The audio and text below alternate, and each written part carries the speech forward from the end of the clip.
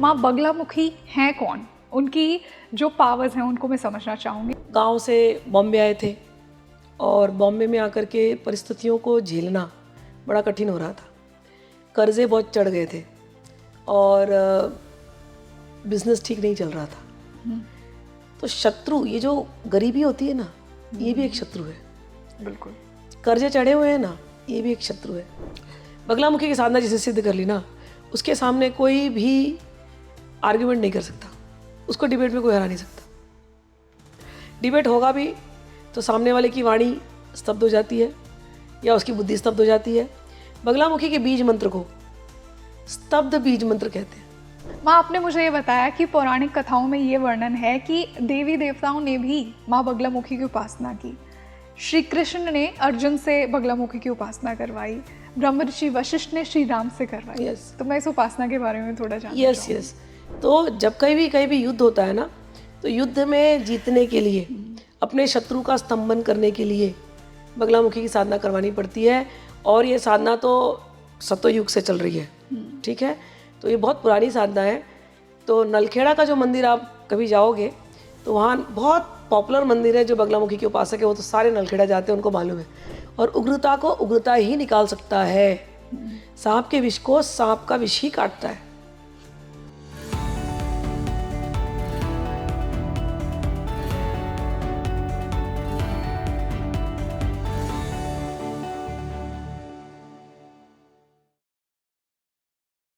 Hello, मैं हूँ आपके साथ Rangoli Sharma and welcome back to your favourite spiritual podcast Speaking Tree. देखिए, 10 महाविद्याओं में से एक महाविद्या है माँ बगलामुखी। कैसे उनकी उत्पत्ति हुई, कौन उनकी साधनाएं उपासना कर सकता है, क्या बिना गुरु के भी आप उनकी साधना कर सकते हैं? अगर आप उनकी साधना करेंगे तो आपको लाइफ में क्या मिलेगा? देखिए, माँ बगलामुखी को विक्ट्री और प्रोटेक्शन से एसोसिएट किया गया है कि आपके दुश्मनों से वो आपको बचाती हैं, हर प्रकार की नेगेटिविटी को आपकी लाइफ से दूर करती हैं। अगर आप उनकी साधना करेंगे तो आपको बहुत सी शक्तियाँ मिलेंगी। आज हमने उन्हीं शक्तियों की बात की है कि माँ बगलामुखी कैसे आपको ब्लेसिंग्स देंगी, कैसे आपकी लाइफ में अबंडेंस लेकर आएंगी। सिर्फ श्री विद्या आपको श्री नहीं देती है। आज की मेरी गेस्ट ने बताया है कि माँ बगलामुखी आपको प्रोटेक्शन, विक्ट्री के साथ साथ श्री भी दे सकती हैं। तो आज इन्हीं सब पर चर्चा हुई है। तो अगर आप एक देवी उपासक हैं तो आज का पॉडकास्ट आपको बहुत पसंद आने वाला है। तो जुड़े रहिए मेरे साथ इस पॉडकास्ट के एंड तक। और आज जो मेरे साथ गेस्ट जुड़ी हैं वो एक श्री विद्या एक्सपर्ट हैं और तंत्र साधिका हैं। मैं स्वागत करना चाहूँगी स्मिता वेंकटेश का। माँ, welcome to Speaking Tree. Thank you very much for inviting me. It's always a pleasure to be here. Our pleasure माँ। और आज आपके साथ देवी की ही बात होने वाली है। आज हम 10 महाविद्याओं में से एक बहुत ही पावरफुल, यूँ तो सभी पावरफुल हैं, लेकिन ये जो देवी हैं इन्हें प्रोटेक्शन, विक्ट्री, पावर इसके साथ एसोसिएट किया जाता है। मैं बात कर रही हूँ माँ बगलामुखी की। बहुत से लोग अपने ऊपर की नेगेटिविटी को हटाने के लिए, विक्ट्री पाने के लिए माँ बगलामुखी के पास जाते हैं, जो कि हमें सिंपली ये डेफिनेशंस पता है। आज आपके लेंस के थ्रू पहले मैं माँ बगलामुखी हैं कौन, उनकी जो पावर्स हैं उनको मैं समझना चाहूँगी, फिर हम साधना पर आएंगे। ठीक है। मैं पहले तो बता दूं कि मेरी इंट्रोडक्शन कैसे हुई बगलामुखी माँ से। जी। तो मेरे पिताजी जो मेरे गुरु भी हैं, स्वामी दिव्य चेतनानंद जी, उन्होंने बगलामुखी साधना अपने गुरुदेव परम पूज्य प्रातः स्मरणीय परमहंस निखिलेश्वरानंद जी से ली थी। और फिर वो घर आए और उन्होंने साधना करना शुरू किया। उन्होंने साधना क्यों शुरू करी? क्योंकि गांव से बॉम्बे आए थे और बॉम्बे में आकर के परिस्थितियों को झेलना बड़ा कठिन हो रहा था। कर्जे बहुत चढ़ गए थे और बिजनेस ठीक नहीं चल रहा था। तो शत्रु, ये जो गरीबी होती है ना, ये भी एक शत्रु है। बिल्कुल। कर्जे चढ़े हुए हैं ना, ये भी एक शत्रु है। तो जब कहीं से कोई रास्ता नहीं मिल रहा है तो गुरु के पास गए और गुरु ने उनको लक्ष्मी की साधना के साथ साथ बगलामुखी की साधना दी। और उन्होंने उस साधना को किया। तो एक बार करके तो कुछ ज़्यादा फर्क नहीं पड़ा। फिर गुरुदेव के पास गए। फिर गुरुदेव ने कहा कि आप 21 अनुष्ठान करो इस मंत्र का। तो मेरे पिताजी ने उसका 21 बार उसका अनुष्ठान किया।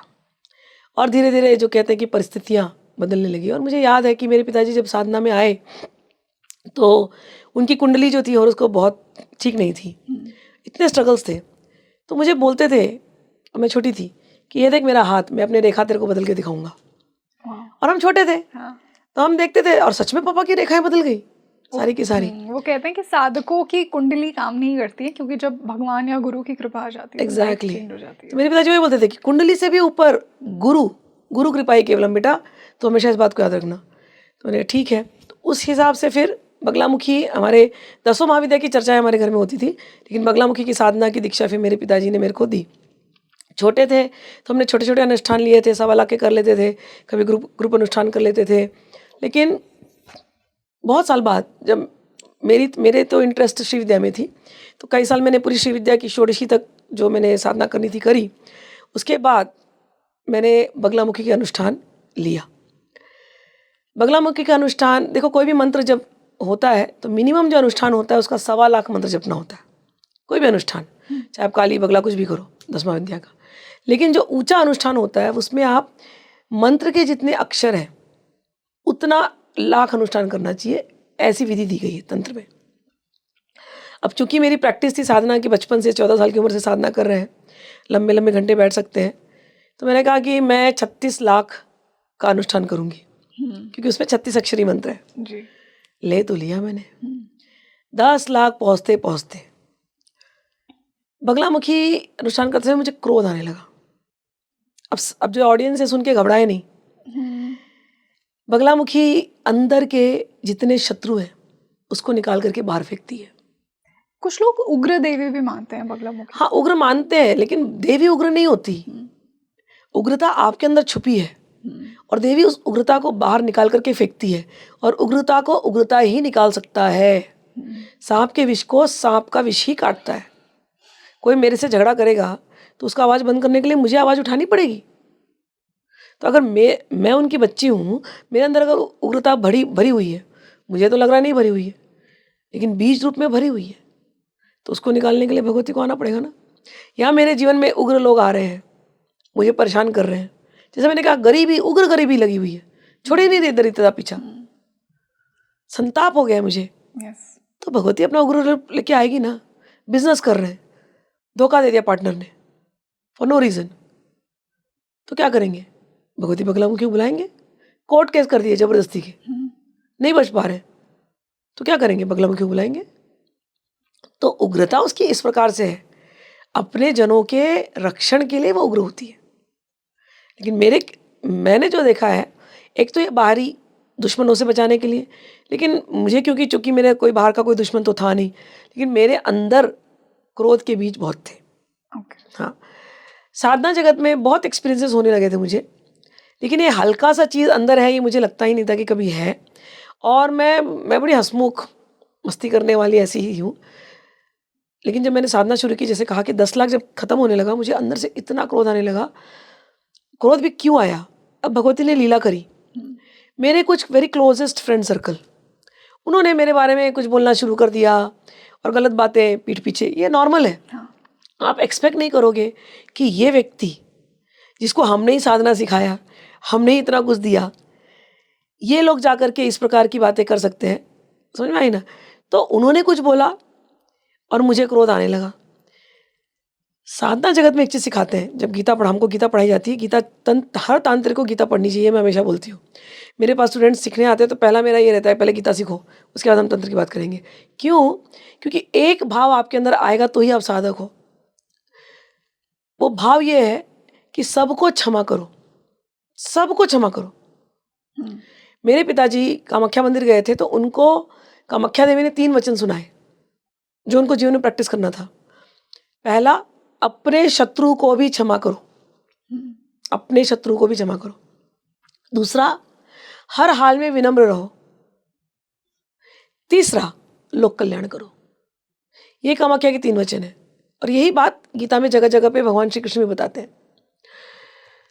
सुख दुख समो कृत्वा लाभा लाभो जय जयो।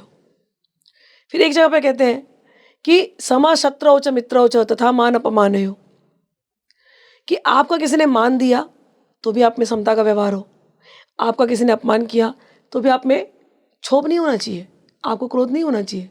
मेरा भक्त कैसा होता है? मेरा भक्त दूसरों को क्षमा करने वाला होता है। साधक के अंदर यदि क्षमा का गुण नहीं है तो साधक नहीं है। जब आप शक्ति की साधना करोगे ना, तो आपके अंदर शक्ति बढ़ती जाएगी। बहुत बढ़ती है। बिल्कुल। आप पावरफुल होने लगते हो। वाणी पर बगलामुखी साधना करो या तंत्र की किसी भी देवी की साधना करो, पहली सिद्धि मिलती, वाक सिद्धि। आपने कुछ बोला वो होना ही वाला है। और मेरे साथ ये बहुत छोटी सी उम्र से होने लगा था। तो मेरे पिताजी ने छोटे उम्र में मुझे वार्न किया था कि देख बेटा, तेरी ज़बान से किसी का कभी गलत मत बोलना, किसी को कभी गलती से श्राप व्राप मत देना, नहीं तो तेरी साधना छूट जाएगी। तो मैं ध्यान तो दे रही थी, लेकिन जब बगलामुखी की साधना जब आई ना, तो ऐसी लीला उन्होंने रची कि the closest people turned against me. और उस समय पे जो क्रोध आया, जो क्रोध आया, जो क्रोध आया, मुझे लगा कि बस अब मैं इनके ऊपर कुछ बगलामुखी का प्रयोग कर ही दूंगी और मैं इनको नष्ट कर दूंगी। और मैंने तुरंत मेरे पिताजी को फ़ोन लगाया। मुझे पता है कि अंदर से आवाज़ आ रही है, गलत है, गलत है। अंदर से चैत्य गुरु होता है, वो बोलता है ये नहीं करना, नहीं करना, लेकिन बाहर से करने का मन कर रहा है और पावर आपके हाथ में है। तो आपको पता है कि आप वाक सिद्धि आपने इतने सालों से कंट्रोल करके रखा हुआ है, तो आपको पता है कि आपने कुछ बोला तो हो जाएगा।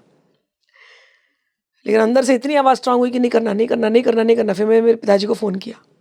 मैंने कहा, मैं तभी अमेरिका में थी और मेरे पिताजी बॉम्बे में थे। मैंने कहा फ़ोन किया और मैं रोने लगी। मैंने कहा पापा, मुझे बहुत क्रोध आ रहा है और क्रोध इन पर आ रहा है और ये लोगों ने मेरे साथ ऐसा किया और मेरा मन कर रहा है कि मैं इनके ऊपर बस अभी कर दूँ, बस कुछ तो ऐसा प्रत्यंगिरा वगैरह।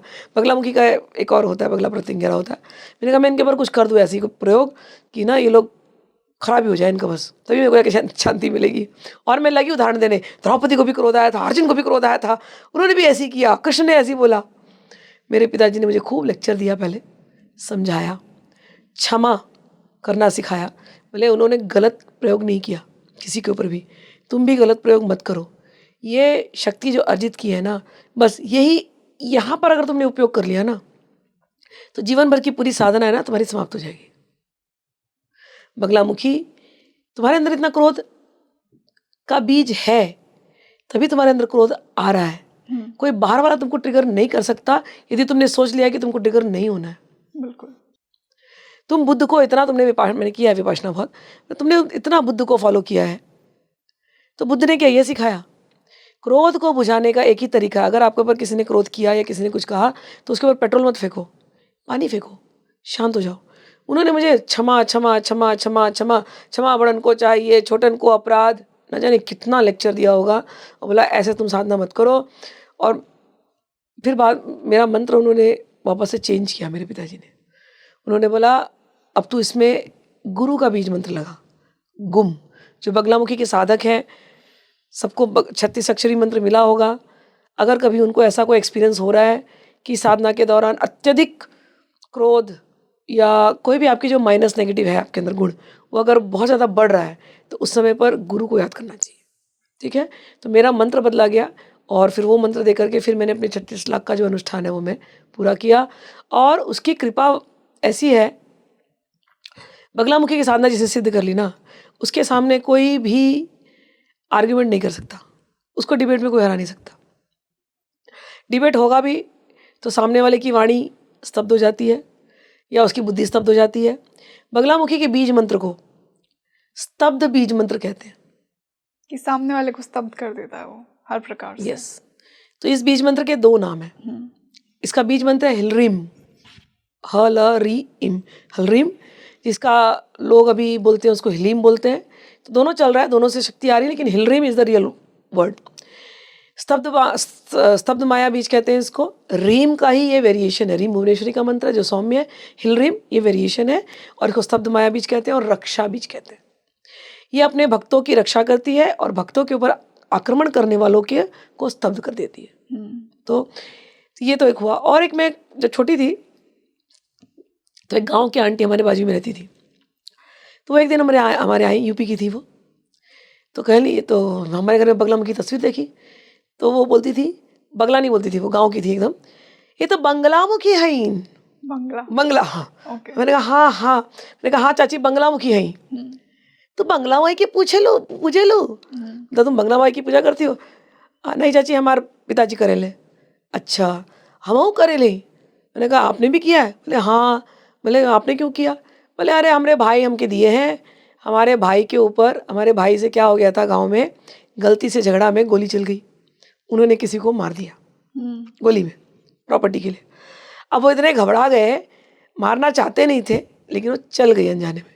अब क्या करे, बचना चाह रहे थे, तो गए वहाँ के एक गुरुजन थे, गुरु के पास गए, बोले मुझे बचा लो, मैं मारना नहीं चाह रहा था, गलती से गोली चल गई, मुझे बचा लो, क्या करूँ। तब उन्होंने उनको बगला माई का मंत्र दिया, और उनके भाई ने वो मंत्र किया, और कहते हैं वो करके वो बॉम्बे आ गए। और बॉम्बे आकर के कितने साल वो केस चलता रहा। बाद में वो केस को रफा दफा करना पड़ा। ऐसा नहीं था कि प्रूव नहीं हो जाते थे, लेकिन वो केस ऐसा घसीटा गया फॉर वॉट एवर रीज़न, रुक जाता। जब भी सुनवाई होता है या तो जज की तबीयत खराब हो जाती है, तो किसी कुछ हो जाता, कि वो केस इतना खिंच गया कि एंड में वो केस को जिन्होंने किया था उनकी पूरी फैमिली ख़त्म हो गई, वो केस ही ख़त्म हो गया, रफा दफा। तो ये बोलती हैं चाची, बहुत वो ओल्ड थी, 60-70 की होंगी इस समय पे, बोली तब से हमको बगला माई पे बहुत भरोसा है, जब भी हमारे पर कुछ भी होता है हम बगला माई को ही याद करते हैं। तो एक ये भी मैंने छोटे की एक सुनी थी, even though there is lot of things, जब बड़े होने के बाद आपको शक होता है कि अरे किसी ने ऐसा कर दिया, बगला माई क्या बचा लेती है, लेकिन सत्य बात है, बगला माई बचा लेती है। जैसा आपने बचाने की बात की और कोर्ट केस की भी बात की, जितना मैंने पढ़ा, जितना मैं माँ बगलामुखी के बारे में पढ़ रही थी, बहुत से पॉलिटिशियंस, बहुत से जब कोर्ट केसेस में लोग फंसे रहते हैं, वहाँ पे बगलामुखी को सबसे ज़्यादा लोग सिद्ध करना चाहते हैं, वहाँ माँ की उपासना करना चाहते हैं। Yes. तो इस पे भी मैं थोड़ा जानना चाहूँगी कि किस प्रकार से माँ आपको ऐसे केसेस में बचाती हैं, विक्ट्री दिलवाती हैं, और माँ किस को माँ बगलामुखी की साधना करनी चाहिए, किस प्रकार करनी चाहिए, कैसे उन्हें सिद्ध किया जा सकता है। माँ बगलामुखी के चरणों में जो गया ना, अब माँ बगलामुखी उसकी जज है, उसकी सुप्रीम कोर्ट है, सब कुछ है। हो सकता है आपसे कुछ गलतियां हो रही हो, समाज आपको ऐसी देखेगा कि गलतियां कर रहा है ये व्यक्ति, इसको तो दंड मिलना चाहिए, लेकिन उसको जो दंड मिलना है नहीं मिलना है वो बगलामुखी डिसाइड करेगी। शी इज़ द सुप्रीम जज। तो जब हम उनके उसमें चले जाते हैं, उनके ध्यान मंत्र करने लगते हैं, साधना करने लगते हैं, तो वो she takes care of us. जो आपने बात करी कि पॉलिटिक्स में लोग आते हैं, हमारे आश्रम पे भी बहुत पॉलिटिक्स में पॉलिटिशियंस आते थे हमेशा। तो यस, करने से बगलामुखी और आपके ग्रह नक्षत्र, अगर ग्रह नक्षत्र भी फेवर में होना चाहिए, बात रखो, आपके ग्रह नक्षत्र फेवर में है और आपने बगलामुखी की साधना कर ली है, एक बार साधना करी है, तो डेफिनेटली आपको विजय प्राप्त होगी ही होगी। फिर भी कभी बार ऐसा होता है कि नहीं, अगर विजय प्राप्त हुई तो जो आपने साधना की ना वेस्ट नहीं होने वाली है, इसमें नहीं हुई तो अगले बार तो होनी है ही।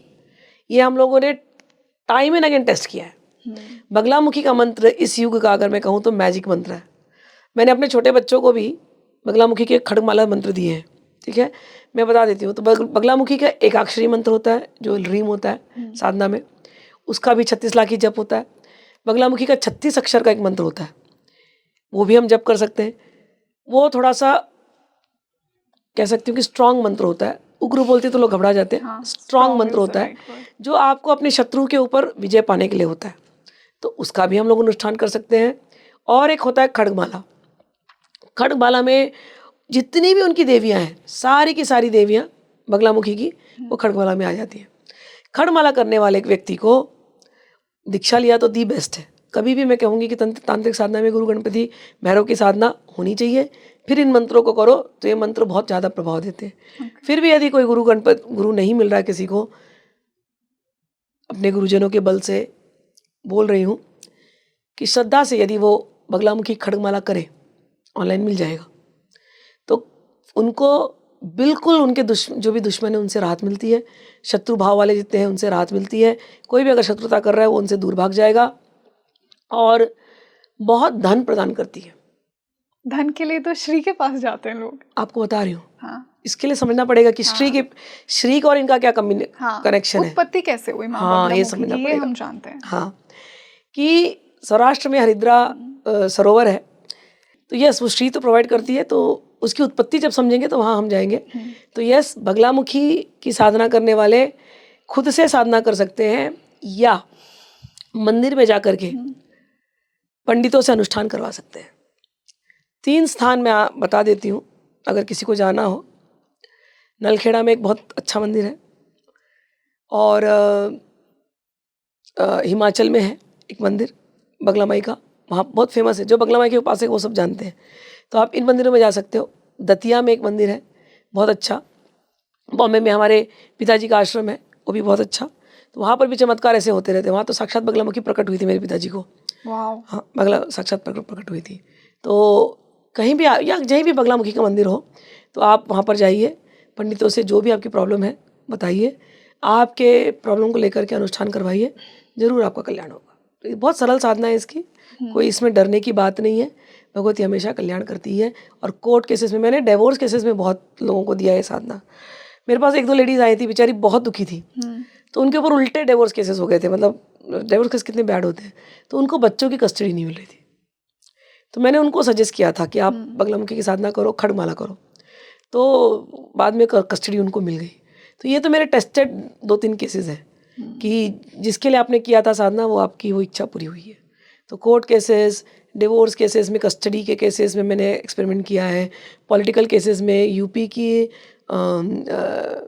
के गवर्नमेंट के टाइम पे भी मेरे पिताजी को मिले थे कुछ लोग, तो वहाँ पर भी उनके हुए थे, विन हुए थी, वहाँ पर गवर्नमेंट बदली थी, तो वो भी हमने देखा हुआ है अपने नज़रों में। तो 2 लोगों की साधना जरूर करनी चाहिए अगर आपको जीतनी है तो। एक है भगवती कामाख्या, तो जितने भी आप देखोगे ना जो बहुत इन फील्ड्स में आगे हैं, तो भगवती कामाख्या में भी उनका चलता रहता है अनुष्ठान, और बगलामुखी माँ का भी अनुष्ठान उनका चलता रहता है। तो माँ, क्या ये कहना सही होगा कि माँ बगलामुखी हमारी हर गुप्त इच्छा को पूरा कर देती है? यस, अगर वो आपसे प्रसन्न है, अगर आपने उनकी साधना कर ली। 100% प्रसन्न करना बहुत आसान है। हाँ, बस बगलामुखी के मंदिर जाइए, गुरुवार के दिन उनका स्पेशल दिन होता है, ओके। क्योंकि वो नारायणी शक्ति है। हाँ, उन्हें येलो से, आपने मुझे कल भी स्टोरी बताई थी, नारायण, येलो से यस, जैसे भगवान नारायण पीताम्बरी पहनते हैं, ठीक है ना, तो ये पीताम्बरा है, अच्छा। समझ में आई। और भगवान नारायण ये वैष्णवी शक्ति है। जब मेरे पिताजी को प्रकट हुई थी तो अच्छा, कई बार इनके बारे में भी लोग सात्विक राजसिक तामसिक तरीके से पूजा होती है इनकी, करते हैं, लेकिन हमारे यहाँ तो हमने इनको वैष्णवी शक्ति मानते हैं। और मेरे पिताजी का जो आश्रम है, ये मैं बता रही हूँ आपको कि वहाँ पर पहले हम लोग प्याज लहसुन खाते थे, हम लोग सब लोग, तो वही भोज चढ़ता था भगवती को। तो भगवती एक बार प्रकट हुई पिताजी को और बोली, मैं वैष्णवी शक्ति हूँ, तू मुझे ये भोग मत चढ़ा, मुझे शुद्ध सात्विक भोजन, लेकिन वो भी राजभोग जैसा होना चाहिए, ओके। अच्छा, वो तू मुझे ऑफर कर। तब से हमारे आश्रम में प्याज लहसुन का भोग नहीं लगता भगवती को। तो मैं ऐसी भी बगलामुखी हैं जो इतनी शुद्ध सात्विक है, ये मैं ऑडियंस को बताना चाहती हूँ कि बगलामुखी को तामसिक मत समझो कि वो तामसिक, वो भले आप उनके पास बचने के लिए जा रहे हैं तो उनको शराब चढ़ाने की, बलि चढ़ाने की जरूरत नहीं है, वो तो केवल आपसे सात्विक भोजन मांग रही है, उससे वो प्रसन्न हो जाती है। जो भगवान कृष्ण को ऑफर करते हो, जो भगवान विष्णु को ऑफर करते हो, पत्रम पुष्पम फलम तोयम, जो भगवान ने गीता में बताया है, एग्जैक्टली वही चीज़ आप भगवती बगलामुखी पीताम्बरा को अर्पित कर दो।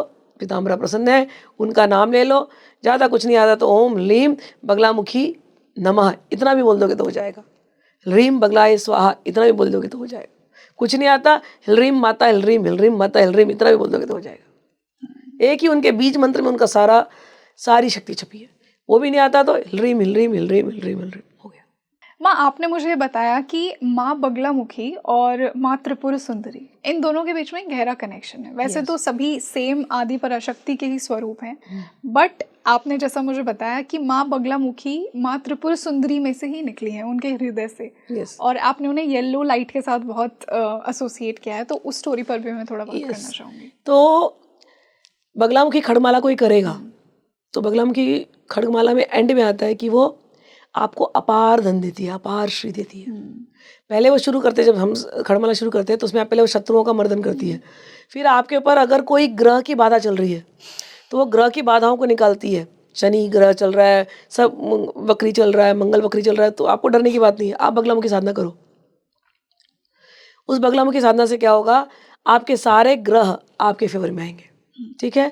इसके ऊपर यदि आपके ऊपर कोई यक्ष की प्रॉब्लम है, कोई गंधर्व किन्नर इत्यादि जो एक्स्ट्रा बींग्स होते हैं ना, जो उनकी प्रॉब्लम्स है, उसको वो दूर कर देती है। वो हर दिशा में बगलामुखी की शक्तियाँ हैं, वो आपको प्रोटेक्ट करती है। बगलामुखी खड़गमाला में बगलामुखी का एक नाम आता है वाराही, ठीक है। और ये जो वाराही शक्ति है वो श्री विद्या में इनकी पूजा होती है। श्री विद्या क्रम में मातंगी वाराही आती है, ठीक है। तो वाराही ही बगलामुखी है, ठीक। दोनों के अंदर पृथ्वी तत्व भी है और दोनों के अंदर अग्नि तत्व है। पृथ्वी तत्व के रूप में वो वाराही बन जाती है, अग्नि तत्व के रूप में और वायु तत्व के रूप में वो बगलामुखी बन जाती है।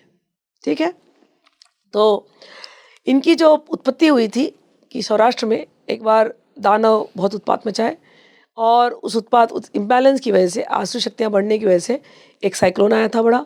उस साइक्लोन को कंट्रोल नहीं कर पा रहे थे, तो भगवान विष्णु तपस्या में लगे और भगवान विष्णु के सामने भगवती त्रिपुर सुंदरी प्रकट हुई और त्रिपुर सुंदरी के हृदय से एक सुनहरी रोशनी प्रकट हुई। उस सुनहरी रोशनी में भगवती पीताम्बरा प्रकट हुई, जिन्होंने उस चक्रवात को रोका है। तो उनका नाम पड़ा पीताम्बरा और वो हुई विष्णु जी से आराधित है वो, तो वैष्णवी। तो ये भगवती पीताम्बरा का एक विष्णु स्वरूप है। ये एक कथा है।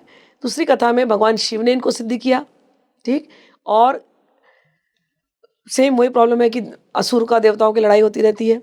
तो कुमार कार्तिकेय ने, उन्होंने ब्रह्मास्त्र विद्या ली जो भगवान शिव ने दिया। ब्रह्मास्त्र विद्या जिसको हम कहते हैं वो भी भगवती पीताम्बरा का ही विद्या है। तो इस प्रकार से इनका कनेक्शन, ये भगवती त्रिपुर सुंदरी का ही ये एक स्वरूप है। तो हम लोग उनको अलग नहीं देखते ऐसे। माँ, आपने मुझे ये बताया कि पौराणिक कथाओं में ये वर्णन है कि देवी देवताओं ने भी माँ बगलामुखी की उपासना की। श्री कृष्ण ने अर्जुन से बगलामुखी की उपासना करवाई, ब्रह्म ऋषि वशिष्ठ ने श्री राम से करवाई। Yes. तो मैं इस उपासना के बारे में थोड़ा जानना यस चाहूँगी। यस। तो जब कहीं भी युद्ध होता है ना, तो युद्ध में जीतने के लिए, अपने शत्रु का स्तंभन करने के लिए बगलामुखी की साधना करवानी पड़ती है। और ये साधना तो सतयुग से चल रही है, ठीक है। तो ये बहुत पुरानी साधना है। तो नलखेड़ा का जो मंदिर आप कभी जाओगे तो वहाँ बहुत पॉपुलर मंदिर है। जो बगलामुखी के उपासक है वो तो सारे नलखेड़ा जाते हैं, उनको मालूम है। अगर मैं बोल रही हूँ नलखेड़ा तो यहाँ नीचे लिखने शुरू कर देंगे, जय माँ पीताम्बरा, जय माँ पीताम्बरा, कमेंट्स में आना शुरू हो जाएगा। Very very popular temple. वो भगवान कृष्ण ने युधिष्ठिर से स्थापित करवाई थी। Okay. तो वो उसमें वो पावर है भगवान कृष्ण द्वारा। ऐसे ही कांगड़ा वैली में जो हिमाचल वाला मंदिर, वो रामचंद्र ने स्थापित किया था। हनुमान जी के कहने पर स्थापना कराई थी और उनको ब्रह्मास्त्र विद्या मिली थी। वो मंत्र देने वाले थे उनके गुरु वशिष्ठ, और वो ब्रह्मास्त्र विद्या मिलने से, उसी ब्रह्मास्त्र विद्या से उन्होंने रावण का वध किया था। तो जहीं भी आप ब्रह्मास्त्र शब्द देखोगे ना, बस ये बगलामुखी है। भले कोई नाम ले या ना ले बगलामुखी का, ब्रह्मास्त्र यानी बगलामुखी। इसी प्रकार से मध्य प्रदेश में गुफा है, पांडव गुफा, दतिया के पास। मैं वहाँ छोटी थी तो पिताजी ले गए थे साधना करवाने को। तो वहाँ पर सीक्रेटली भगवान कृष्ण ने अर्जुन से और बाकी के पांडवों से ये बगलामुखी की साधना करवाई थी। तो दतिया बहुत पॉपुलर स्थान है बगलामुखी का। तो ये 3 स्थान है। बगलामुखी को शब्द को समझो। बगलामुखी कहेंगे तो लगता है कि बगला का मुंह, हाँ, बगले जैसा मुंह। हाँ, लेकिन बगले जैसा मुंह नहीं है। बगलामुखी एक्चुअली था वल्गामुखी। वल्गामुखी, वलग के कई अर्थ हैं। अच्छा, बगलामुखी, जो बगलामुखी देवी है ये वेदों में है, ऋग्वेदों में है, अथर्ववेद में है, यजुर्वेद में इनका मेंशन किया गया है। ऋग्वेद वगैरह में जब मेंशन किया गया था तो वलग का अर्थ, वैदिक अर्थ जो है कि कृत्या। कृत्या प्रयोग क्या होता है? शत्रु को मारने के लिए उसके नाखून ले लो, उसके बाल ले लो, उसके कपड़े ले लो, ठीक है, उसमें आसुरी शक्तियों को भर दो और उनके कैंप में डाल दो। फिर वो आसुरी शक्तियाँ एक्टिवेट हो जाएंगी और उनको, शत्रु को मार देंगी। तो ये राक्षस लोग ये करते थे कृत्या। अब इतना छोटा सा बाल लेकर के आपने डाल दिया, वो पता ही नहीं ना किधर है, कैसे मारोगे आप। तब उस वलग को, उस कृत्या को रोकने के लिए फिर ये देवता लोग गए भगवान के पास और फिर ब्रह्मास्त्र उनको दिया गया। तो वो छोटी छोटी सी, अगर किसी ने आपके घर में कुछ किया है ना, तो उस शक्ति का भी जो नाश कर दे, उस कृत्या का जो नाश, कृत्या यानी कृत्य करने, ऐसा कृत्य, कृत्या शब्द इससे आया कि कृत्य से, कि ऐसा विचार वाला कृत्य कर दिया या आपको श्राप दे दिया, या कई बार ऐसा होता है जल्ले के श्राप दे देते थे पहले, वो भी कृत्या में आता है कि हम तुमको श्राप दे रहे हैं ऐसा हो जाएगा, वो भी कृत्या है, ठीक। तो उस श्रापों की मुक्ति के लिए बगलामुखी का प्रयोग किया जाता है। तो वल्गामुखी, जिस वलग, एक तो वलग की कृत्या, दूसरा वल्गा, वल्गा यानी जो लीश कि बांध ले, जो भक्त होता है बगलामुखी का ना, कोई मीलों दूर भी यदि आपके परिवार के ऊपर चुपके से कोई भी विचार करवा रहा हो, मारण मोहन कुछ भी करवा रहा हो, वो आपके घर के पहुंचने के पहले ही बगलामुखी उसको वहीं स्तंभित कर देगी। आपके घर में कोई कुछ कर नहीं सकता। जो बगलामुखी के उपासक होते हैं उनकी हर प्रकार से रक्षा होती है, क्योंकि वो बीज मंत्री रक्षा मंत्र है। ओके माँ, जैसे आपने बीज मंत्र की बात की, मंत्रों की जब बात करते हैं तो कहते हैं कि गुरु से दीक्षा लेकर ही आप उन मंत्रों की साधना कीजिए। अब अगर किसी का गुरु नहीं है और फिर भी उन्हें बगलामुखी की साधना करनी है, तो क्या ये पॉसिबल है? पॉसिबल है। बीज मंत्रों के लिए तो गुरु से ही लेना चाहिए, मैं यही बोलूँगी, क्योंकि आपको प्रोटेक्शन चाहिए। और गुरु तंत्र साधना में गुरु से बढ़कर कुछ नहीं है, ठीक। ये गुरु की प्रोटेक्शन होनी चाहिए। फिर भी यदि कोई बगलामुखी साधना करना चाहता है तो बगलामुखी के 108 नाम पढ़ सकता है, बगलामुखी कवच पढ़ सकता है, स्तोत्र है। बगलामुखी के जितने भी स्तोत्र होते हैं वो सभी स्तोत्र पढ़ सकता है। इसके लिए गुरु की दीक्षा की आवश्यकता नहीं। बगलामुखी का सहस्त्र नाम पढ़ सकता है। बगलामुखी का चालीसा होती है, बगला चालीसा कर सकता है, बगला की आरती कर सकता है। तो ये सारी चीज़ें वो धूप दीप अगरबत्ती लगाओ, बगलामुखी को भोग लगाओ उनको, और उनकी साधना में पीले वस्त्र चलते और सब कुछ पीला पीला अर्पित किया जाता है। हल्दी से कई बार लोग अर्पित करते हैं, तो लोग क्या है ना कि अभी अंधाधुन जाते हैं और हल्दी अर्पित करके आ जाते हैं, but not every time you to हल्दी अर्पित करनी होती है। हल्दी अर्पित करने का जो प्रचलन हुआ था उसके पीछे रीज़न था। घर में यदि बीमारियाँ आई हैं, पहले के ज़माने में कॉलरा हो जाता था, हैजा हो जाता था, तो ये सब एयरबॉर्न डिजीज़ है, समझ रही बात। तो जितनी एयरबॉर्न डिजीज़ है उसको रोकेगा कौन? बगला। वायु का प्रकोप जितना भी है वो बगला रोकेगी। तो एयरबॉर्न डिजीजेस को रोकने के लिए हल्दी का उपयोग किया जाता था। देखिए ना, हल्दी नेचुरल सैनिटाइजेशन के लिए यूज़ होता है। तो उस हल्दी को पहले बगलामुखी को चढ़ाते थे, उनको भोग लगाते थे कि इसमें बगलामुखी की एनर्जी आ जाए। और इस हल्दी को जब हम बीमार व्यक्ति के बेड पे रख देंगे, उसके आसपास रख देंगे, तो पूरा वायुमंडल प्यूरिफाई हो जाएगा। जैसे कोविड में हम लोग यूज़ करते थे ना सैनिटाइजर, ऐसे हल्दी सैनिटाइजर का काम करता था, और ये बगलामुखी की शक्ति को लेकर के। तो ऐसे बड़ी बड़ी बीमारियां अगर हो रही किसी के घर में, तो हल्दी का उपयोग बगलामुखी के मंदिर में जाके चढ़ा करके बगला खड़गमाला भी पढ़ ले बिना शिव को गुरु मान करके, कोई दिक्कत नहीं होगी, ठीक है ना। तो शिव को गुरु मान करके बगला खड़गमाला कर ले, भैरव जी को याद करे, भैरव जी को प्रणाम करे, और फिर अपना बगला खड़गमाला करके उस हल्दी को सिद्ध करे, उस मंत्र को पढ़ करके कम से कम 5000 बार बगलामुखी का जो खड़गमाला पढ़े, उस सिद्ध हल्दी को फिर कोई भी व्यक्ति यदि बीमार व्यक्ति को देता है तो उससे उसका कल्याण होता है। उस हल्दी को दूध में मिला करके पीने से भी कल्याण होगा, उस हल्दी को पानी में मिला करके पीने से कल्याण होगा, उस हल्दी के पानी को छिड़कने से भी आपका कल्याण होगा। तो बड़ी से बड़ी बीमारियां, वात पित्त का जो बॉडी जो ये होता है उसको पवित्र करने के लिए बगलामुखी का प्रयोग किया जाता है। माँ, बहुत से ऐसे लोग होंगे जो कि एक बहुत भक्ति वाली लाइफ नहीं जीते हैं या बहुत सात्विक तंत्र में भी नहीं है, तो अगर किसी को माँ बगलामुखी की साधना करनी है, मान लीजिए बहुत सात्विक तरीके से उनकी भक्ति करनी है, अपने घर पे ही मंदिर में उन्हें रखना है, उन्हें अपनी लाइफ में इनवाइट करना है, उन्हें उनकी ब्लेसिंग्स लेनी है गुड हेल्थ के लिए, प्रोस्पेरिटी के लिए, जैसे आपने कहा कि वो श्री भी देती हैं आपको, और अपने खुद के ऑरा को प्रोटेक्टेड रखने के लिए, तो किस प्रकार से माँ की साधना की जा सकती है बहुत ही सात्विक तरीके? बस वही यंत्र लाइए, भगवती की पिक्चर लाइए घर में, उनको पीले फूल अर्पित कीजिए, पीला कपड़ा पहनिए, और उनको धूप दीप अगरबत्ती दिखाइए। एक हैबिट में बगला सहस्त्रनाम पढ़िए, बगला के 108 नाम पढ़िए, या ओम लिम बगला स्वाहा पढ़ते रहिए, ओके, हो जाएगा। इसकी अर्चना करनी हो यदि किसी को, सबसे easiest way is to do अर्चना।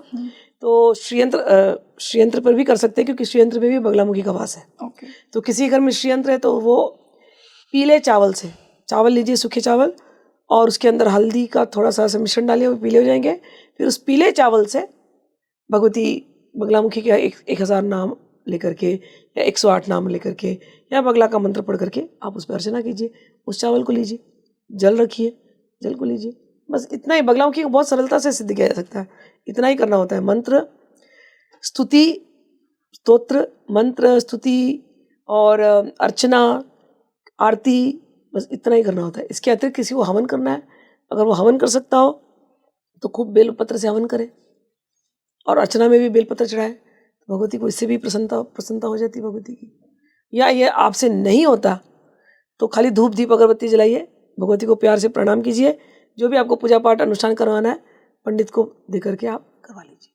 माँ बगलामुखी का स्वरूप कैसा है? हमने उनकी उत्पत्ति की बात की कि वो त्रिपुर सुंदरी के हृदय से ही निकली है, उनके स्वरूप के बारे में मैं थोड़ा जानना चाहूँगी। जब उनका ध्यान मंत्र आता है तो उसमें ध्यान में बताते हैं कि सौवर्णासन संस्थितां त्रिनयनां पीतांशुकोलासिनीं हेमाभांगरुचिं शशाङ्कमुकुटां सच्चम्पकस्त्रयुगतां हस्तैर्मुत्करपाशबद्धरशनां संविम्रतिं भूषणैः व्याप्ताङ्गी बगलामुखी त्रिजगतां संस्तम्भनीं चिन्तयेत्। कि बगलामुखी सुवर्ण के आसन पर बैठी है, सौवर्णासन संस्थितां त्रिनयनाम, उनके 3 नयन है। 3 नयन का अर्थ है कि वो अपने भक्त को तीनों लोकों में देखती हैं, तीनों अवस्था में देखती हैं। कहने का अर्थ है आज मैं इस भूलोक पे हूँ, मैं शरीर छोड़ दी, मैं किसी और लोक पे गई, अब मैंने बगलामुखी की साधना हमेशा करी है, तो मैं जिस भी लोक में रहूंगी मेरी भगवती की आंख मुझ पर रहेगी। समझ में आया? 3 नयना में ना, अगर मैं नीचे के लोक में गई तो भी भगवती मुझे देख रही है, अगर मैं ऊपर के लोकों में गई तो भी भगवती मुझे देख रही है, आज तो दिख ही रही है। तीनों अवस्था में, मेरे पास्ट में, मेरे प्रेजेंट में, मेरे फ्यूचर में भगवती मुझे देख ही रही है। और 3 अवस्था, जागृत अवस्था, सोने वाली अवस्था और सुषुप्ति, जागृत स्वप्न सुषुप्ति, स्वप्न अवस्था, कि मैं जाग रही हूँ तभी भी भगवती मुझे देख रही है, मैं सोई हूँ तो भी भगवती मुझे देख रही है, मैं सपने में हूँ, सपने में कभी भयंकर सपने देखते हैं ना, तो वो भयंकर सपने में भगवती मेरी रक्षा कर रही है, सपने में भी। हाँ, त्रिनयना। तो वो तीनों अवस्था में जो मुझे देख रही है वो त्रिनयना। और पीतांशु कोलासिनी, उसने पीले पीले वस्त्र पहने हुए हैं। और हमारी सारी जो देवियाँ होती है ना, वो तोते के हाथ खेलती है। क्यों तोता ही क्यों? तोता है नहीं, वो भक्त सुखदेव के जैसा, जो संप्रदाय में उसको जो गुरु से ज्ञान मिला उसी ज्ञान को वो मीठी मीठी आवाज में सभी को देता है। ऐसे जो प्यारे प्यारे भक्त तोते रूप में होते हैं उनको भगवती ग्रहण करती है और वो उल्लास करती है, आनंद में रहती है अपने भक्तों के साथ। तोते जैसे भक्तों के साथ जो भगवती का नाम लेते हैं उनके साथ वो उल्लास विलास करती है। पीतांशु कोलासिनी हेमा भांग रुचिम शशांक मुकुटाम, वो उनके शरीर से एक स्वर्णिम सी आभा निकल रही है, हेमा आभा। और उन्होंने बहुत सुंदर सा सोने का मुकुट पहना है, और सोने के मुकुट में जो चंद्रमा भी है उसमें से भी पीले पीले रंग की एक आभा निकल रही है। हस्तैर मुदगर, उनके हाथ में एक मुदगर है, गदा। अब मुदगर को लोग गदा समझते हैं, भाई हमें तो ऐसा लगता है कि वो ऐसा कोई चीज है ना जो मुदित करने वाला। मुदगर जो शब्द आया ना, मुद से आया। मुद जो है ना वो मोदक का भी रूट वर्ड है संस्कृत के हिसाब से, जो आपको आनंद दे, ऐसा वेपन उसने हाथ में रखा हुआ है। मुदगर दिखने को वो दिखता है गधे की जैसे, हनुमान जी के गधे जैसे, लेकिन वो क्या करता है, वो एक हाथ से उन्होंने शत्रु की जीवा पकड़ी है, एक हाथ से मुदगर पकड़ा हुआ, तो शत्रु की जीवा को कंट्रोल कर रही है और उसको पीड़ा भी दे रही है। लेकिन भक्त के लिए क्या करती है कि भक्त की वाणी से कभी कोई गलत ना निकले, भक्त के वाणी को कंट्रोल करती है और उसको आनंद देती है। तो भक्त यही मूर्ति को इस प्रकार से देखता है। दुश्मन डरता है कि मेरे को तो अभी जबान पकड़ेगी और मारेगी। तो जो सच्चा भक्त होगा ना बगलामुखी का, वो कभी बगलामुखी से डरेगा नहीं। उसको पता है कि मेरी माँ मेरा हर हाल में ख्याल कर रही है और मुझे आनंद देने के लिए सब कुछ कर रही है। हस्तैर्मुद्गर पाशबद्ध रसनाम संविम्रतिम भूषणई, उन्होंने बहुत सुंदर सुंदर आभूषण सोने के पहन के रखे हैं और सर्वत्र उन आभूषणों की आभा पूरे ब्रह्मांड मंडल में छाई हुई है। तो सब कुछ सुनहरा सुनहरा सुनहरा सुनहरा नजर आ रहा है।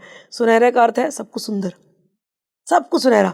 और ऐसी जो बगलामुखी जो जिनकी पूरी आभा पूरे ब्रह्मांडों में छाई हुई है, उन्होंने इतनी सुंदर लग रही है, इतनी सुंदर लग रही है कि सब उनको देख करके स्तंभित हो गए।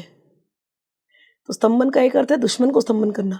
लेकिन कभी कभी ऐसा होता है ना कि कोई इतना सुंदर है कि उसको देखते हम क्या बोले क्या ना बोले, जबान बंद हो जाते हैं। ऐसे हो जाते हैं। कभी अपना कोई फेवरेट रॉकस्टार अपने सामने आए तो अपने को क्या क्या बोलूं, क्या मिलने से पहले बहुत सोचते हैं ये बोलेंगे वो बोलेंगे, और जैसे वो सामने आए वी डोंट नो, जबान रुक जाती है। तो बगलामुखी इतनी सुंदर है, इतनी सुंदर है, इतनी सुंदर है कि पूरा ब्रह्मांड इस समय स्तब्ध होकर के देख रहा है कौन है ये महात्रिपुर सुंदरी। महात्रिपुर सुंदरी है वो बगलामुखी। माँ, एक मेरा यहाँ से सवाल आता है ना, आई एम श्योर कि बहुत से भक्त भी ये पूछेंगे। आपने कहा कि वो बहुत सुंदर हैं। जब हम 10 महाविद्याओं की बात करते हैं तो माँ त्रिपुर सुंदरी, उनके नाम में ही सुंदरी, उन्हें भी एक बहुत सुंदर स्वरूप में इमेजिन किया जाता है। तो ये इस कंपैरिजन को मैं थोड़ा समझना चाहूँगी। यस, महात्रिपुर सुंदरी के वो तो सुंदर है ही, हाँ, तो उनका हार्ट कैसा होगा? महासुंदर। महासुंदर। या, और उस हार्ट से निकला हुआ जो आभा है वो कैसा हाँ, होगा? महासुंदर। ठीक है ना? तो भगवती त्रिपुराम्बा सॉरी पीताम्बरा, उनके हार्ट से निकली, हृदय से निकली है, तो सुंदर है। लेकिन एक अंतर है दोनों में। क्या? भगवती त्रिपुर सुंदरी, सवेरे का जो सूर्य निकलता है ना, लाल रंग का, सैफरन कलर का, केसर रंग का, अरुण रंग का। भगवती त्रिपुर सुंदरी 16 साल की, अरुण रंग की, लाल लाल दिखाई देने वाली दिखती है। और उनके हृदय से जो आभा निकलती है ना, भगवती पीताम्बरा, वो पीली पीली, गोरी गोरी, सुनहरे रंग की दिखाई देती है, बिल्कुल राधा रानी की जैसे। ओके। तो राधा रानी सुंदर है कि नहीं? बिल्कुल, ऑब्वियसली उनके जितना सुंदर कौन है। बस, तो बिल्कुल पीताम्बरा वैसी है, बिल्कुल सुनहरी सुनहरी, गोरी गोरी। तो ये लाल रंग की सुनहर, जैसे हमारे मनुष्य जगत में भी होता है ना, किसी की एकदम वीटिश कॉम्प्लेक्शन होती है और किसी की एकदम रेडिश, अब दोनों ही सुंदर है, बस वैसी है। तो ये लाल लाल सुंदर है और ये सुनहरी सुंदर है। माँ, हमने इतना माँ की पावर की बात की, तो जो माँ बगलामुखी की साधना करेगा उस साधक को क्या क्या शक्तियाँ प्रदान होंगी? नंबर 1 मैंने अभी बताया था कि वाक सिद्धि। वो जो बोलेगा, वाक सिद्धि वो चीज़ है कि उसके मुंह से निकली हुई वाणी वो हमेशा सत्य होगी। लेकिन साधक को एक चीज़ का ध्यान रखना चाहिए कि वो अपनी वाणी का गलत प्रयोग न करे। और ये सिद्धि को पाने के लिए एक और चीज़ का ध्यान करना पड़ता है, साधना के दौरान सत्य के रास्ते पर चलना पड़ता है। आप साधना करते हो और नॉन स्टॉप आपको झूठ बोलने की आदत लगी हुई है, तो कोई वाक सिद्धि नहीं मिलेगी। समझ में आया ना? भगवती के सामने आपको एकदम सत्य के रास्ते पे चलना होगा। स्त्रियों के आदर देना पड़ेगा। साधक को तांत्रिक साधना में साधक को स्त्रियों का हमेशा आदर देना पड़ेगा। आप बड़ी साधना करने लगो और स्त्रियों का अनादर करोगे, कोई सिद्धि आपको प्राप्त होने वाली नहीं। तो वाक सिद्धि तो मैंने कहा, लेकिन जो सत्य के रास्ते चलेगा उसको वाक सिद्धि है, स्त्रियों का आदर करेगा उसको वाक सिद्धि है। क्योंकि दुर्गा सप्तशती में यही बात कही गई है कि सारी स्त्रियां जो है ना वो भगवती का स्वरूप है। ठीक, तो ये वाक सिद्धि। जो दूसरी बड़ी जो सिद्धि होती है ना, जो मैंने अनुभव की, कि मंत्रों की सिद्धि क्यों होती है। जब मुझे भगवती की कृपा प्राप्ति हुई तो वो जो स्वरूप में जो बार बार बता रही हूँ कि लोग समझते थे, कि मैं भी ऐसे समझती थी जब तक आंखें नहीं खुली थी, कि वो दुश्मन का जबान पकड़ रही है। लेकिन नहीं, higher stages of kundalini experiences में मेरे स्टूडेंट्स ने देखा है कई बार, भगवती जब प्रकट होती है कि मेरी जबान ट्विस्ट हो जाती है। हाँ, उस समय पे मैं कुछ ना बोल पाती हूँ, कई बार मेरी सांसें तो घंटों रुकी होती है, स्तब्ध हो जाती है। अब ये एक्सपीरियंस तो मुझे बहुत पहले जब होते थे तो होते थे। तो क्यों होता था? वो भगवती बगलामुखी ही करती थी। भगवती बगलामुखी या तंत्र की किसी भी देवी की साधना जब हम करते हैं तो उस साधना का एक अभिन्न अंग होता है मातृका न्यास। वो क्या होता है? जितने अ आ इ ई वर्णमाला है ना, उसको हम अपने अंगों में बिठाते हैं और ये पूरी वर्णमाला हमारी वायु से चलती है। वायु किस प्रकार से हमारे, जैसे अभी अ आ इ बोलना है तो गले में वायु चल रही है ना, तो एक तरीके से बोलेगी। क ख ग घ बोलना है तो वायु को कहीं हिट करना पड़ेगा। ट ठ ड ढ तो वायु को कहीं हिट करना पड़ेगा। अभी सब जगह वायु, मैंने हिट किया तो एक साउंड निकला। तो वायु किस प्रकार से अंदर चलती है उस प्रकार से आपके मंत्र चलते हैं। हर बीज मंत्र में, जैसे हलरीम बोल रहे हैं ना, तो ह एक वायु लेकर के आता है, ह से हवा है, तो ह एक वायु लेकर के आता है, ल र ई एक वायु लेकर के आता है, और आपके बॉडी के अंदर वायु एक प्रकार से मूव हो रही है। और जब हम मातृका न्यास करते हैं तो हम अपने पूरे बॉडी के अंदर इन वर्णमाला की शक्तियों को बिठाते हैं। ये शक्तियाँ जागृत होने लगती हैं और हलरीम मंत्र करने से वो पूरी तरह से, बोलते हैं ना, एकदम टाइट होने लगती हैं। वो जब ये शक्तियाँ जागती है ना, हलरीम मंत्र से बगलामुखी जागती है, वर्ण मातृका की जो शक्तियाँ उसको जागती है, उसको वो जगाती है। और जिस साधक का ये जागने लगेगा उसकी मंत्र सिद्धि बहुत तेजी से होती है। तांत्रिक साधनाओं में एक साधना सिद्ध हुई ना तो बाकी की बड़ी आसानी से हो जाएंगी, एक को ही टाइम लगता है और फिर उसके लिए दूसरी साधनाएं बहुत आसान है। तो बगलामुखी साधना करने वाले की मंत्र सिद्धि होने लगती है बहुत तेजी से। उसके वो जो भी देवी की साधना उठाएगा उसकी बहुत जल्दी से उस सिद्धि मिलेगी। अब सिद्धि क्या होती है समझो। बेसिक सिद्धि है कि मनोकामना सिद्धि। मैंने सकाम सिद्धि की, मुझे नौकरी चेंज करना है, वो तो ऐसे हो जाएगी। मुझे शादी करनी है, लोगों को ये टफ लगता है। आप श्रद्धा से कर रहे हो जाएगी। बेसिक ह्यूमन डिजायर्स होती हैं जो छोटी। सो ये हुई बेसिक सिद्धि। दूसरी सिद्धि वाक सिद्धि। तीसरी सिद्धि होने वाले फ्यूचर के चीजों को वो व्यक्ति देखने लगता है। ओके, दिखता है, ये मैंने एक्सपीरियंस किया है इसलिए बता रही हूँ। तीसरी सिद्धि इंट्यूशनल। इंट्यूशन एकदम हाइटेंड हो जाएगा। हाइटेंड अवेयरनेस होती है उस व्यक्ति की कि बैठे हैं दूसरे के कॉन्शियस माइंड को रीड करता जा रहा है वो, तो हाइटेंड अवेयरनेस उसकी होने लगती है। और सिद्धियों में भी भगवती को देखने की सिद्धि वो होती, उनके स्वरूप ऑफ कोर्स। तो भगवती स्वप्न के थ्रू नंबर 1 स्वप्न है। ओके। और स्वप्न को गलत नहीं समझना कभी। हमें लगता है स्वप्न है, भैया ये पूरा दुनिया ही स्वप्न है। Yes, this whole world is a dream but it appears real. Why? क्योंकि we are so attached. Because there is a real tattva inside. वो रियल तत्व भगवान का तत्व है, भगवती का तत्व है। तो आप सपने में वैसे ही हो, और आप सो गए तो दूसरा सपना है, सपने के अंदर सपना, dream with in a dream. हाँ, और उस ड्रीम में एक रियल तत्व प्रकट हुआ, भगवती। हाँ, वो हमें ड्रीम लगता है, पर that is not dream. The real तत्व इज रियल तत्व। वो भगवती कैसे प्रकट होगी? गुरु, जिसको गुरु से लगा हुआ है ना, हमारे यहाँ कहते हैं गुरु के अंदर ही भगवान सारे प्रकट होते हैं। ठीक है, भगवान श्री कृष्ण कहते हैं कि आचार्य जो है वो उसको मेरा ही सब स्वरूप समझना। उद्धव को दे रहे थे टीचिंग कि आचार्य माम विजानीयान, कि आचार्य को मेरा स्वरूप समझना। सर्वदेवो मय गुरु, तो ये ध्यान वाला होता है। और उसके बाद आंखें खुली रख करके भी भगवती दिखाई देती है हर जगह। ऐसा कोई चीज नहीं जो भगवती के बिना है। और तो ये जो ध्यान है ना, ये सबसे ऊंचा ध्यान होता है। तो ध्यान का, एक स्वप्न का, फिर एक अपने अंदर का, और सर्वत्र भगवती को देखना, ये अलग अलग प्रकार से दर्शन। तो जो आपने सिद्धियां पूछी, ये अलग अलग प्रकार की सिद्धियां हैं। बिल्कुल माँ, बहुत ही सुंदर। और मैं ये आशा करती हूँ कि माँ भगवती हम सब पर कृपा करें। So thank you so much for joining us today. खूब कृपा बनी रहे। जय माँ पीताम्बरा। तो दोस्तों, आज हमने माँ बगलामुखी को जाना, क्या है उनका स्वरूप, कैसे वो अपनी ब्लेसिंग्स आपको देती हैं, आपको किस प्रकार की नेगेटिविटी से बचाती हैं, क्या क्या अबंडेंस आपकी लाइफ में आती है अगर आप माँ बगलामुखी की उपासना करते हैं। तो आई होप आपको आज का ये पॉडकास्ट बहुत अच्छा लगा हो। मुझे कमेंट सेक्शन में बताइए कि क्या आप देवी के उपासक हैं, अगर हैं तो देवी ने आपको कैसे दर्शन दिए हैं, कैसे ब्लेसिंग्स दी हैं। और हम मिलते हैं जल्द ही एक और बेहतरीन पॉडकास्ट के साथ। मैं हूँ आपके साथ रंगोली शर्मा। नमस्ते।